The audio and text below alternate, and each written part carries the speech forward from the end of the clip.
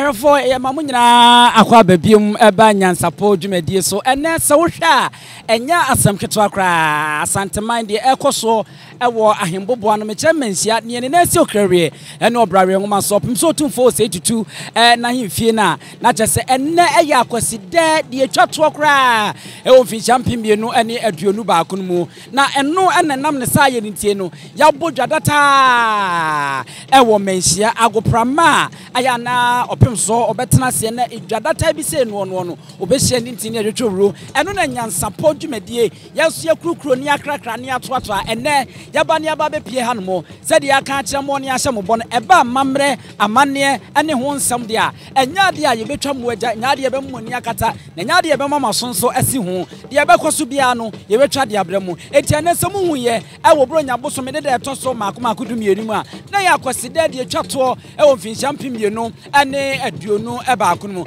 sa wo hwe opem so bedi ade ya afi apem ahankono ade okono enkono 1999 a obedi ade se Asante hene na nokwasem nie wura kwaside makoma a wadie na ebro ba se wo ha ene aduokono na ene yeye de atoso nkono ewo mfinhyia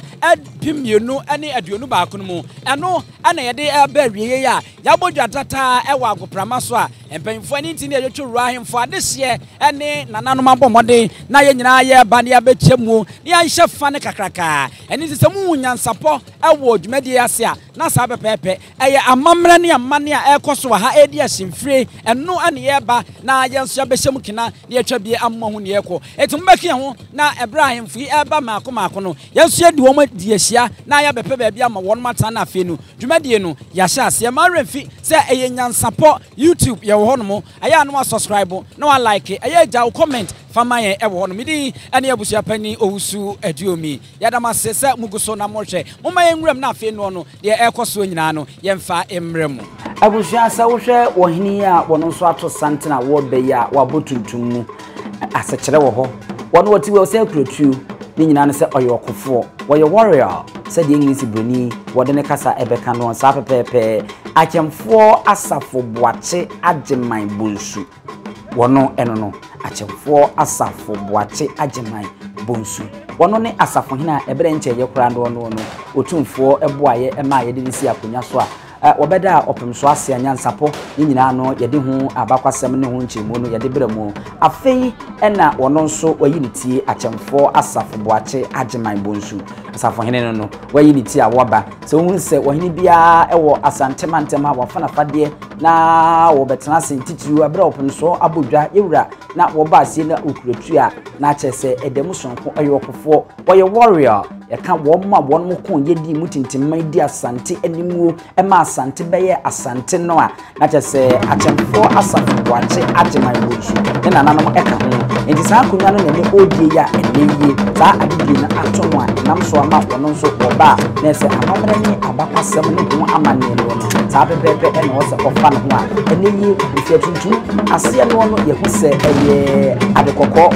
ene ya papa mu sa ena hye no iko mu ade no tuntu ena wo ade bi aye se ko a se ano kama eno no enti wono no wayiniti a wo be ya eno nso eho asem eno no a ye de ebrem na se ene de menhia kuruwa eniwa yaka che modada se de be frato wa ha bia no se ya mamre ene ho amane ene ho abakwasem de NYANSAPO se bia ku se bia kroto o sanna na badwemma enu ntino ye de ni nyina ebebrem ewo ene akoside ya Adeakese a itwato o vinhyam pimienu ene aduonu eba ko yaka kire mu se wotumfo bedi ade mfinhyia aduonu mienu fi apem ahankono aduokono enkono no ebesi sambe yi no akoside anas akoside mum a wadie nyina dodo no ogeka bom a wo ha aduokono enwotwe 198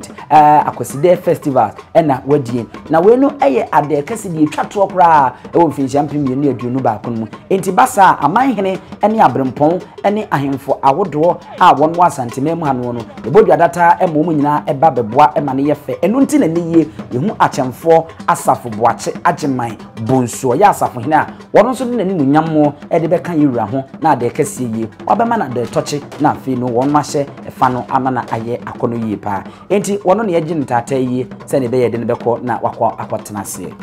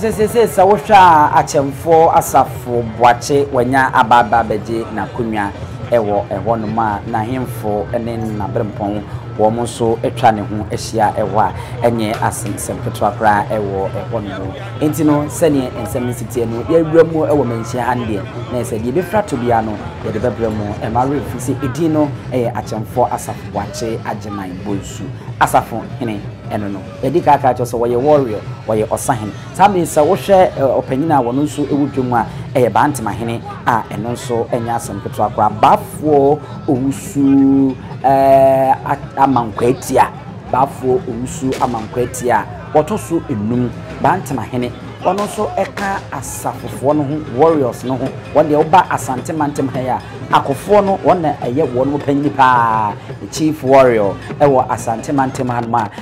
otumfo ensi ne fom na wono nso ensi otumfo FM kra abakwasem echirema edurubire bi kra na ya na ba bi otumfo wono no yempese obekọ hobi sanse ono otiwe woye warrior yenim ye ewo tirimo ene ade a eno ya abakwasem kakra ne de echiri yi no ebedom suko na ye de ho nsem no ye de abremu nti Baffour usu amankwa etia otoso emienu wono nso ena wayiniti a waba wabetena seira na Achemfour ene ne mpanyimfo wono mo etwa ne ho ehia ewo no mo a enye asem ketwa kra ewo peyi ohwa amache bare hene na se bare kese ehene no wobo yewra Baffour usu amankwatia wono ene toso sa enso na abekọ asuonyunu nana atena kwajan a wotoso 9 asuonyunu ehene eno no enya asem ketwa fe kwa ngoma nana amponsa kwawo a wotoso enum atwema kwa ngoma ehene no a eno so enya asem ketwa sanso na